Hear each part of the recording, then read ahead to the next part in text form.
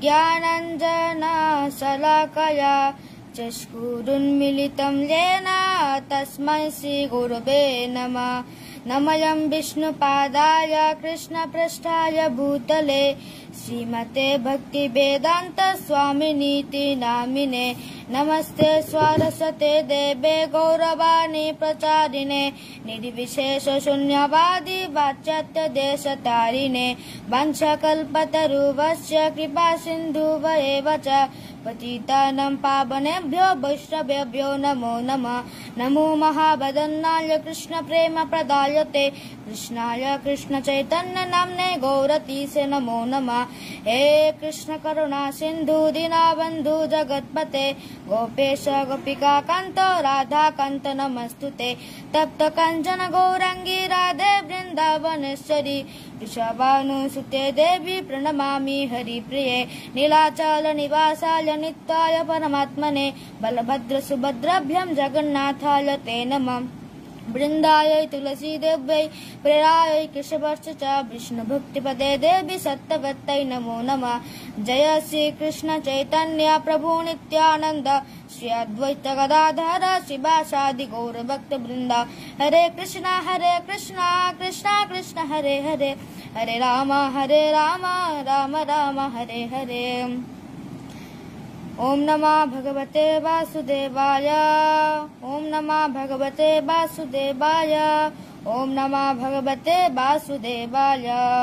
नारायणं नमस्कृत्यं नरं चैव नरोत्तमं देवीं सरस्वतीं व्यासं ततो जयमुदीरये। हरे कृष्णा। समस्त डिवोशनाल जार्नी समस्त भक्तबृंदेर चरणे आमार धन्यवाद प्रणाम एवं आमार शिक्षागुरु नित्यानंद प्रभुर चरणे आमार धन्यवाद प्रणाम। तो आज के आमाके এই ভগবত গীতার চতুর্থ অধ্যায়ের 26 নম্বর শ্লোক থেকে 30 নম্বর শ্লোকের মধ্য থেকে আমাকে কিছু বলার আদেশ পেয়েছি। তো আপনারা সবাই আমাকে কৃপা করবেন যাতে আমি কিছুটা হলেও এখান থেকে কিছু বলতে পারি। তো আমরা জানি এই চতুর্থ অধ্যায়ের নাম জ্ঞানযোগ। কোনো জ্ঞান দেওয়া হয়েছে অধ্যায় তৃতীয় অধ্যায়ে আমরা পড়েছি কর্ম সম্পর্কে। তো এই সেই কর্মযোগ অধ্যায়ে আমরা জেনেছি যে কর্ম অকর্ম এবং বিকর্ম এই তিনটি কর্ম সম্পর্কে আমরা জেনেছি। কর্ম অর্থাৎ যে আসক্ত রহিত বা আমরা যে কাজ বা কর্ম করছি সে কাজের প্রতি আমাদের আসক্তি থাকা। তারপর অকর্ম হচ্ছে যে সমস্ত কর্মরহিত মানে আমি যা আয় করব বা আমি অর্জন করব তা আমি ভগবানের সেবা লাগাবো। এবং বিকর্ম হচ্ছে যে আমরা আমাকে ভগবান থেকে সবকিছু লাগবে। তো এই তিনটি কর্ম সম্পর্কে আমরা জেনেছি। তো এই কর্ম সম্পর্কে এই চতুর্থ অধ্যায়ে ভগবান জ্ঞান বলেছে। আমরা এই কর্মগুলোকে কিভাবে আমরা ভালো করে বা কিভাবে ভগবানের সেবা নিয়োজিত করতে পারবো সেই কথা বা সেই আমাদের এই চতুর্থ অধ্যায়ে বলা হয়েছে। তো এখানে আমি 26 নম্বর শ্লোকটি পাঠ করছি। শত্রদীনেন্দ্রিয়াণ্যন্য সংযমাগ্নেষু জুহতি শব্দাদীন বিষয়ান্যান্য ইন্দ্রিয়াগ্নেষু জুহতি। অনুবাদ: কেউ কেউ শুদ্ধ ব্রহ্মচারীরা মনোসংযম রূপ অগ্নিতে শ্রবণ আদি ইন্দ্রিয়গুলিকে আহুতি দেন। আবার অন্য অনেক নিয়মনিষ্ঠ গৃহস্থেরা শব্দাদি ইন্দ্রিয়ের বিষয়গুলিকে ইন্দ্রিয়রূপ অগ্নিতে আহুতি দেন। তো এখানে 4টি ধর্মের কথা বলা হয়েছে: ব্রহ্মচর্য, গারস্থ, বানপ্রস্থ এবং সন্ন্যাস। এই 4টি বর্ণের কথা বলা হয়েছে। তো ব্রহ্মচারীরা তারা যে এই যে ইন্দ্রিয়গুলো আছে তাদের স্টেজ অনুযায়ী তারা সেটি ভগবানের সেবায় লাগান। এবং গৃহস্থরা তারা অনেক জড়জাগতিক কর্মে লিপ্ত থাকেন। তাদের সন্তান আদি থাকে, পরিবার থাকে, তাদেরকে প্রতিপালন করতে হয়। তো এই গৃহস্থ জীবনে তারা ইন্দ্রিয় সংযম করে তারা ভগবানকে আহুতি দিতে পারে। এবং এখানে ব্রহ্মচারীর এখানেও তাৎপর্য বলা হয়েছে, ব্রহ্মচারীরা কেবলমাত্র কৃষ্ণ ভাবনা সম্বন্ধীয় শব্দে শ্রবণ করেন।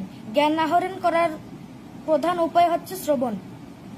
তো ব্রহ্মচারীরা অনেক সময় অনেক ব্রহ্মচারীরা প্রভুরা মোবাইল নিয়ে থাকতে পারে, যে মোবাইলে কিছু দেখছে, আমরা ভাবতে পারি যে তারা অনেক খারাপ কিছু দেখছে, কিন্তু তারা সেরকম না। তারা সেখানে অথবা কোনো পাঠ শুনছে বা কোনো ভজন শ্রবণ করছে, তারা সেটি তারা সবসময় ভগবানের সঙ্গে যুক্ত থাকে।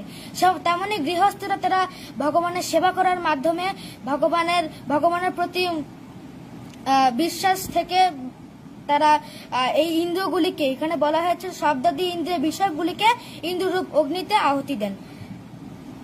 তো তারপর 27 নম্বর শ্লোকে ভগবান বলছেন, যারা মন ও ইন্দ্রিয় সংযমের মাধ্যমে আত্মজ্ঞান লাভের প্রয়াসী, তারা তাদের সমস্ত ইন্দ্রিয়ের কার্যকলাপ ও প্রাণবয় জ্ঞানের দ্বারা প্রদীপ্ত আত্মসংযম রূপ অগ্নিতে আহুতি দেন। তো এখানে মন ও ইন্দ্রিয় সংযমের মাধ্যমে এই কথাগুলো বলা হয়েছে। তো এই মন, এই ইন্দ্রিয় খুবই ভয়ঙ্কর, বা এটি আমরা তাদেরকে সংযম করতে অনেক কষ্ট হয়। সেই সংযম করতে অর্জুনও পারেননি। তিনিও ভগবানকে বলেছেন যে হে ভগবান, আমি যুদ্ধ করতে পারবো না, কারণ আমি যুদ্ধ করে যদি আমি জয়লাভ করি তাহলে আমি কাদেরকে নিয়ে আমি এই সুখ ভোগ করব। তখন ভগবান বলেছেন যে না, তোমাকে যুদ্ধ করতেই হবে। তুমি ক্ষমা করে দিতে পারো সবাইকে, কিন্তু আমি কাউকে ক্ষমা করতে পারিনি। তো আমাদের এখানে অনেক প্রভুপাদ 4টে নিয়ম আমাদেরকে পালন করতে বলেছেন। আমিষাহার বর্জন, নেশা বর্জন, অবৈধ সংখ্য বর্জন, এবং এই 4টি নিয়ম কারণ আমাদেরকে মেনে চলতে বলেছে। তার মধ্যে নেশাদ্রব্য অন্যতম। এটি আমাদেরকে খুবই প্রভাবিত করে। আমরা এগুলো ছাড়া কেউ বাঁচতেও পারে না। অনেকে বলে যে আমার সমস্যা হয় যদি আমি এগুলো না গ্রহণ করি, আমার অনেক শারীরিক ত্রুটি দেখা দেয়। তো এই নেশাদ্রব্য অনেক খারাপ। এখানে একটি উদাহরণ, এমন একটি গল্প রয়েছে, যেমন একজন মাদকাসক্ত ব্যক্তি, তিনি রাস্তা দিয়ে হেঁটে যাচ্ছিলেন। তো হঠাৎ তিনি পড়ে যান এবং একটি নরম বস্তুর উপর হাত পড়ে। তো সেখানে তিনি যখন হাত দেন, তখন তিনি সেটা আস্তে আস্তে তিনি গায়ে মাখেন এবং সব জায়গায় মাখেন। তারপর তিনি যখন নাকের ধরে আনেন, তখন তিনি দেখেন যে সেটি গোবর। তখন তিনি বললেন যে আমি এই ভাগ্যেস আমি এটি আমার গায়ে লাগাইনি, কিন্তু সে কিন্তু অলরেডি এর থেকে বড় কিছু করে ফেলেছে, মুখে মাখিয়ে ফেলেছে, কিন্তু সে বুঝতে পারছে না, কারণ তার চেতনা সে সময় ঠিক নেই। এই ইন্দ্রিয় এবং মনকে সংযম করার জন্য একমাত্র উপায় শ্রী চৈতন্য মহাপ্রভু বলে গেছেন যে হরে নাম হরে নামৈব কেবলম কলৌ নাস্তিব নাস্তিব নাস্তিব গতির অন্যতা। এই হরিনাম ছাড়া আমাদের কোনো গতি নেই। সেই হরিনাম হচ্ছে হরে কৃষ্ণ কৃষ্ণ কৃষ্ণ হরে হরে, হরে রাম রাম রাম হরে হরে। এই মহামন্ত্রের মাধ্যমে আমরা এই মন ও ইন্দ্রিয়কে আমরা সংযম করতে পারি। এবং ষড়গোস্বামী রূপ গোস্বামী তিনি বলে গেছেন যে বাছো বেগম মনসম কত বেগম জিহ্বা বেগম উদর উপস্থ বেগম। এই 6টা যে বেগ, এগুলোকে আমরা যদি কন্ট্রোল বা আমরা সংযম করতে পারি, তাহলে আমরা পুরো পৃথিবীকে আমরা একদিন শাসন করতে পারবো। এবং এর জন্যই আমরা যদি এই ভগবানের দিব্য নাম জপ করে সাধু সঙ্গ করি, তাহলে আমরা নিশ্চয়ই এই মন ও ইন্দ্রিয়ের মাধ্যমে সংযম করার মাধ্যমে আমরা ভগবানকে লাভ করতে পারি।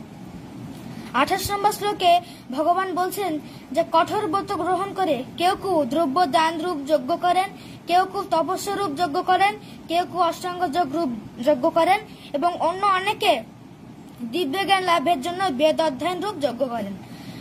তো এখানে কঠোর ব্রত গ্রহণ করে কেউ দ্রব্য দান রূপ যজ্ঞ করেন। এতে বলা হয়েছে যে রাজারা, আগেকার যুগে যে রাজারা ছিল, তারা কঠোর ব্রত পালন করত। তারা ব্রত পালন করে দ্রব্য দান রূপ তারা যজ্ঞ করত। তারা অনেক যজ্ঞ করত, কারণ ত্রেতা যুগে তখন অনেক যজ্ঞ ছাড়া তাদের খরা হতো, তাদের রাজ্যের খুব অভাব অনটন দেখা দিত। সেজন্য সেই রাজারা কঠোর ব্রত গ্রহণ করে তারা দ্রব্য দান রূপ যজ্ঞ করত। সেই রাজারা দান রূপ যজ্ঞ করতেন। তারপর তপস্বরূপ যজ্ঞ করেন যারা তপস্বী, যারা তপস্যা করার মাধ্যমে তারা ভগবানকে লাভ করতে পারেন, ভগবানকে তারা উপলব্ধি করতে পারেন।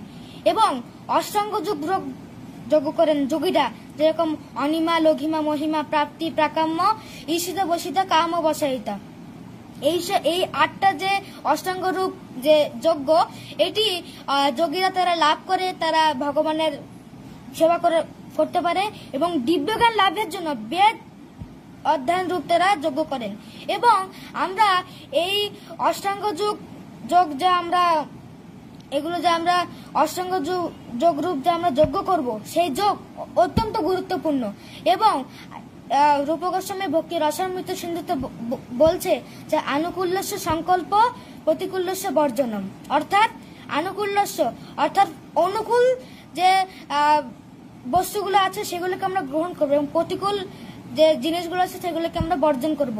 অনুকূল মানে এই যে এখানে যে যজ্ঞের কথা বলা হয়েছে, যে হরিনাম জপ, মঙ্গলারতিতে ওঠা, সাধু সঙ্গ করা, বৈষ্ণব সেবা, গ্রন্থ অধ্যয়ন, এগুলো হচ্ছে ভগবান শাস্ত্রে যেগুলো বলা হয়েছে সেগুলো আমরা করতে পারি।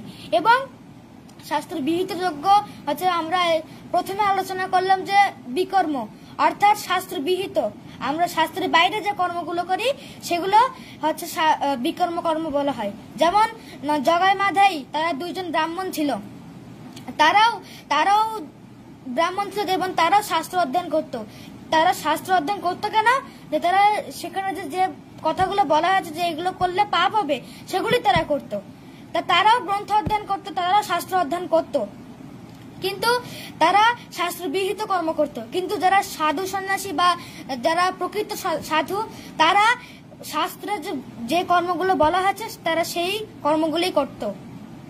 তা আমরা এই কর্মগুলো করার মাধ্যমে আমরা শাস্ত্রে যে কর্মগুলো বলা হয়েছে সেগুলো আমরা করতে পারলে আমরা ভগবত ধামে যেতে পারবো।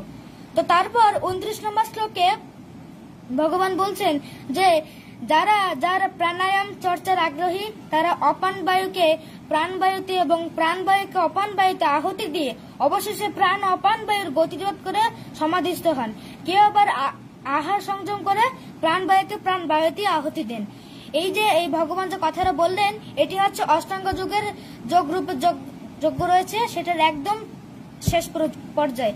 যারা প্রাণায়াম চর্চার আগ্রহী তারা বায়ুকে প্রাণবায়ুকে অপান বায়ুতে আহুতি দিয়ে অবশেষে প্রাণ ও অপার বায়ুর গতিরোধ করে সমাধিস্থ হন। এখানে ধ্রুব মহারাজ তিনি প্রথমে 6 মাসের মধ্যেই সমস্ত অনেক যোগীরা পৃথিবীর এই জড় জগতের সমস্ত যোগীরা তারা অনেক বছর তপস্যা করেও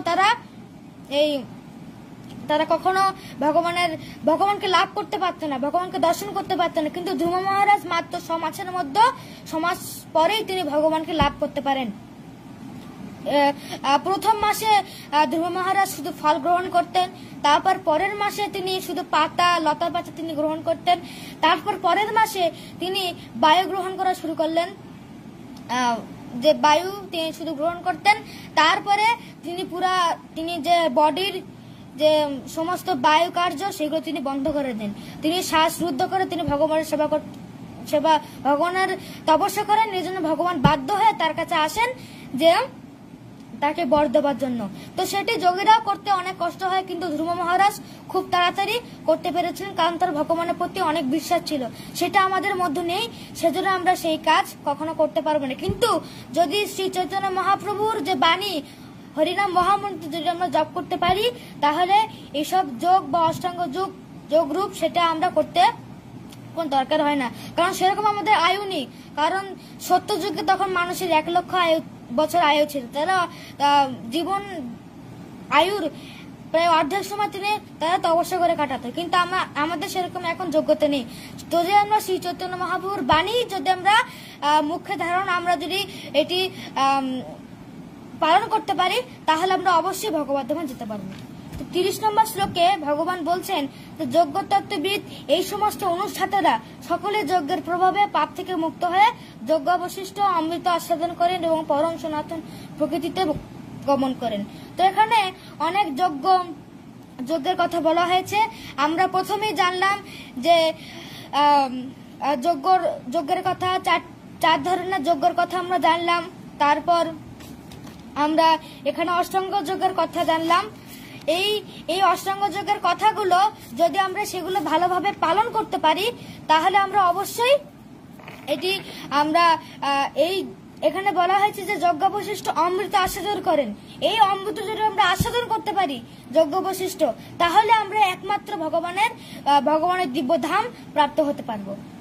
তো হরে কৃষ্ণ, আমি আমার আলোচনা দীর্ঘায়িত করব না। আমার অনেক জায়গায় ভুল ত্রুটি হতে পারে, তা আপনারা সবাই আমাকে কৃপা করবেন, যাতে আমি পরে আমার যদি কোনো সুযোগ আসে এরকম বলার, তাহলে আমি আরো ভালো করে বলার চেষ্টা করব। হরে কৃষ্ণ।